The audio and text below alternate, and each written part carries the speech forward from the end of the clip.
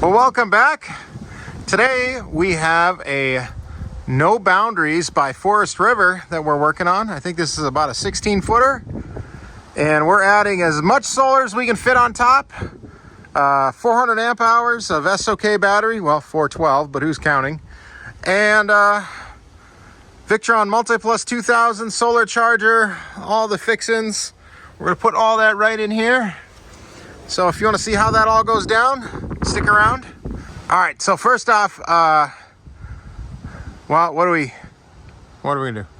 Hey, before we talk about what's going on in here, and I do want to talk about a tricky part involving getting the solar down to the battery compartment. It's not as straightforward as you might think. But before we do that, let's go and check in with JD in the shop here. He's been putting together the board.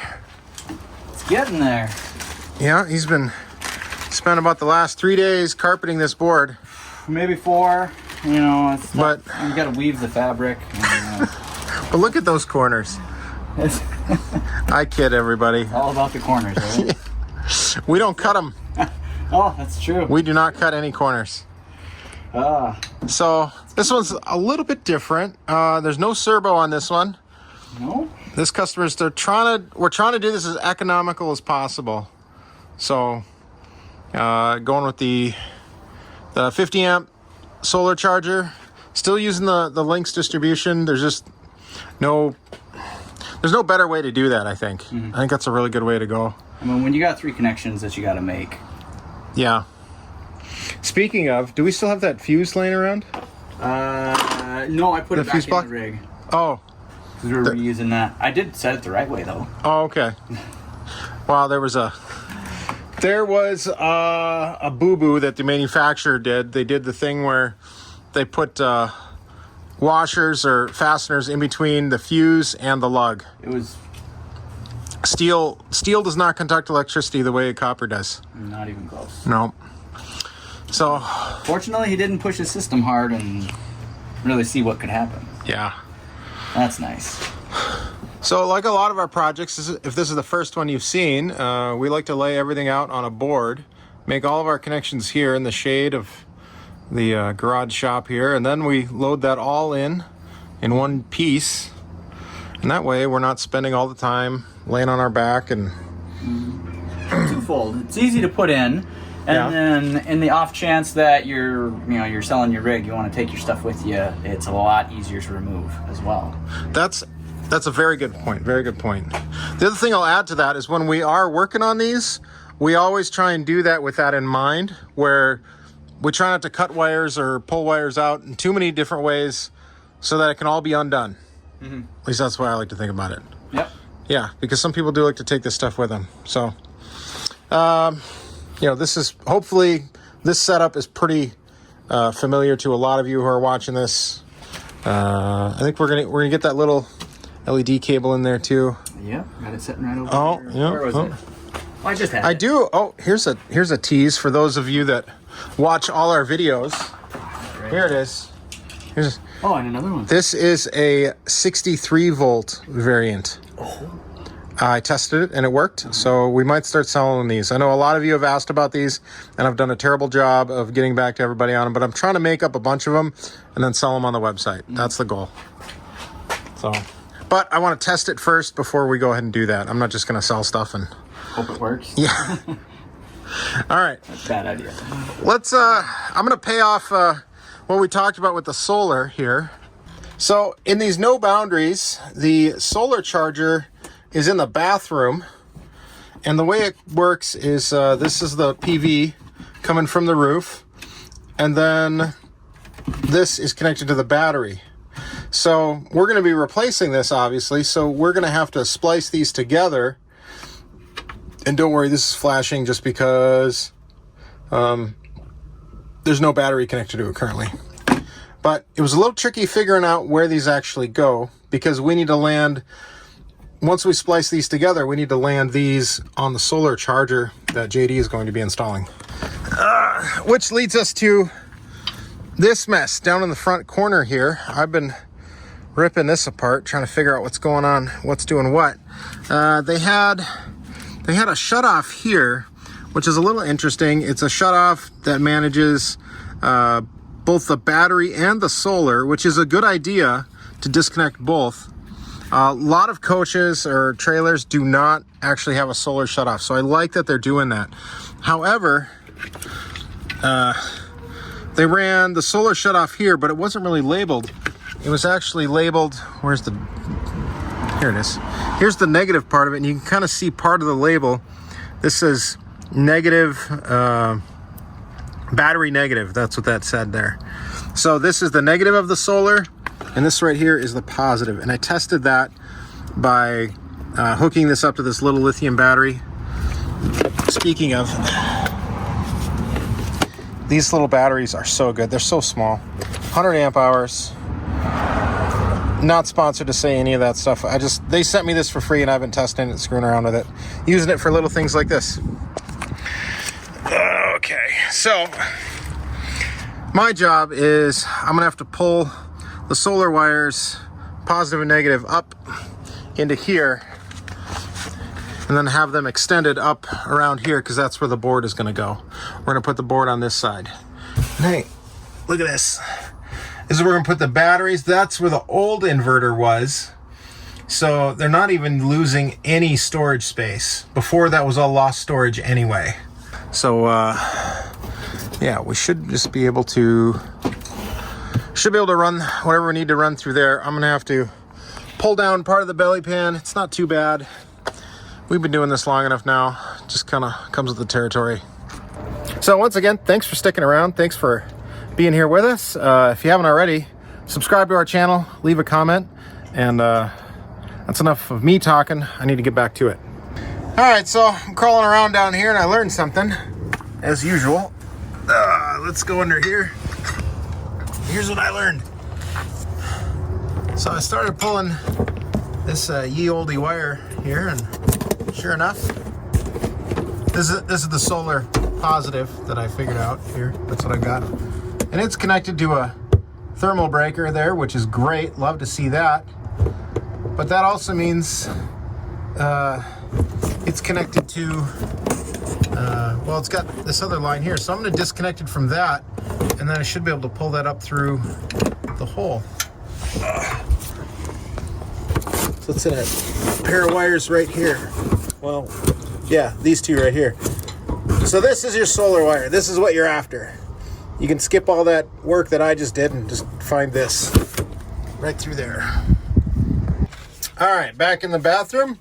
You tell I've been busy here. I spliced together the positive, negative to negative, cutting the solar charger out of the equation, so we don't need this anymore.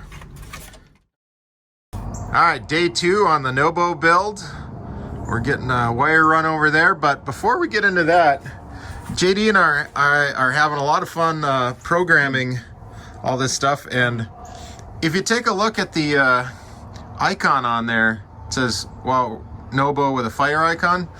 So our thought was to start naming the shunt using that icon. So we just grabbed an emoji and put that in there, and it works. So we think that's pretty cool. Pretty amazing. Yeah. Get ready, world. That's right. So we're gonna keep going on this, and then I'm gonna be up on top working on the solar, and you can see what we're doing up there. It's about my nap time. Yeah, it's 10 o'clock. Okay, here is what we are thinking. Actually, let's move this guy to the edge a little bit more, because I don't want that to shade as much as possible. So this is what we got. 400, so each of those 200s there, and that's pretty much taken up as much as possible, all that room there. Then we got a 100 here, the 190, a 100, and a 100. And actually, these are one of these new panels that Rich is selling now. It's pretty much the same output as that, but it's basically one of these, or one of those cut in half is all it is. But if you're looking to try and get a little bit more real estate out of things, this is not a bad way to go. in spaces that don't normally fit. So I've been thinking about trying to use those a little bit more. Now, hypothetically, I probably could have put one more of those right there, but we're kind of at our limit, because to make this all work, we're going to run those in series to get up to about 90 volts VOC. And the reason why we do that is because we're running everything through the that port right there. So we've got to stay under 30 amps. And I don't like to go close to that limit. I like to stay around 20 to 25 if I can. I just don't like running that close to that limit. So that means we've got 90 volts VOC there. That means we've got to match that here. So this puts out about 25, and then this is 22 or so, 22. And we're going to run all of these in series, and that should get us somewhere around there. Pretty darn close. And then we'll run this set in series, that set in series in parallel down to there for a grand total of 890 watts. However, those of you that know a lot about solar will know we're kind of almost giving up 90 watts on this, because when you put panels in series, you're adding up the, well, not that you're adding up the amps, but the amps need to be the same. That's kind of what you want to try and match. In parallel, you want to try and match the voltage. That's why we're putting these in series, to match that voltage. Everybody following along? So this is about 6 amps, this is 6 amps, this is 6 amps, this is 9 amps. What's going to happen when we put them in series is this is only going to pull 6 amps from it, which is going to translate into just lower watts out of it. So if we can see, you know, effectively, we're going to have about 800 watts of effective solar on here. This panel is just going to have better partial shade performance, which is not a bad thing in my mind. Or in conditions like today when it's kind of cloudy and hazy. That's why I don't sweat this too much. I mean, yeah, we could have replaced it with a 100 watt, but it's already here, it's down.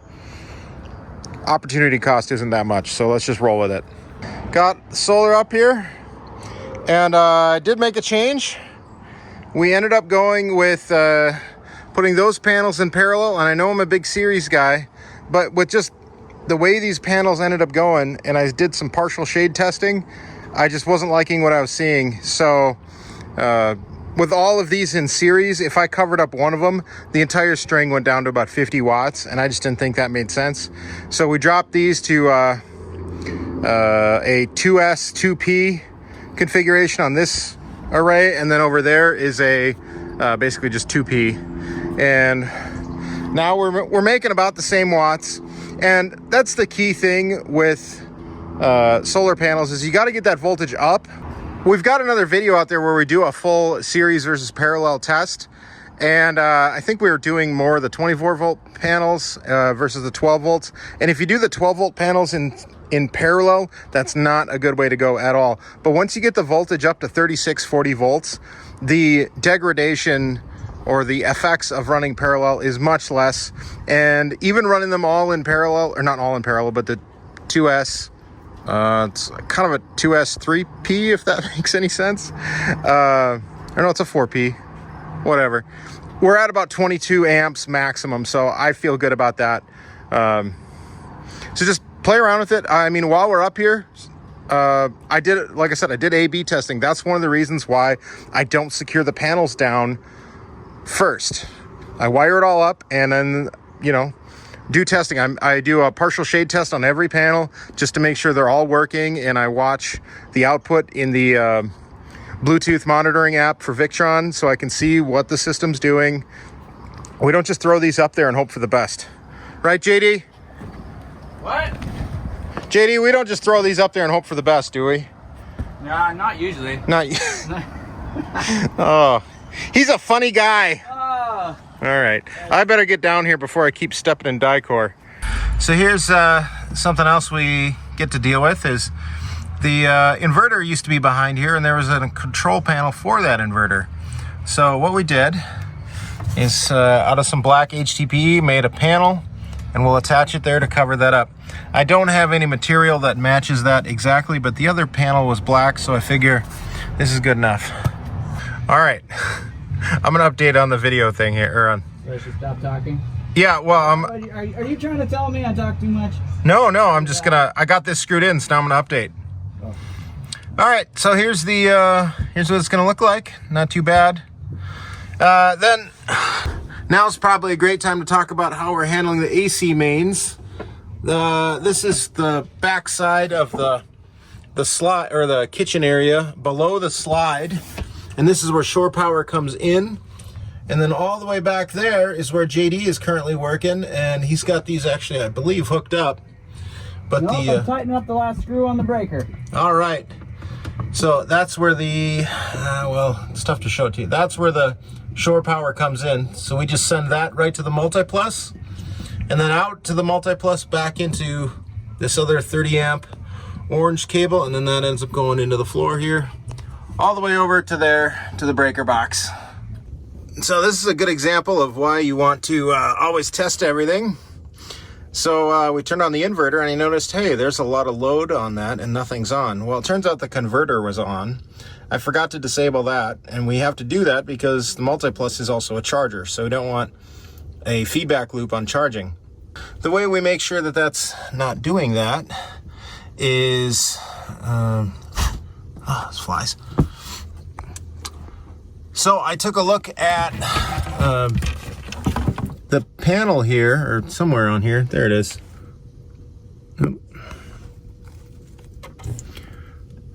So I took a look at the 110 volt circuits here, and the bottom one here is converter, right? However, I don't know if you can see here, there's this Wago connector. This is from the factory.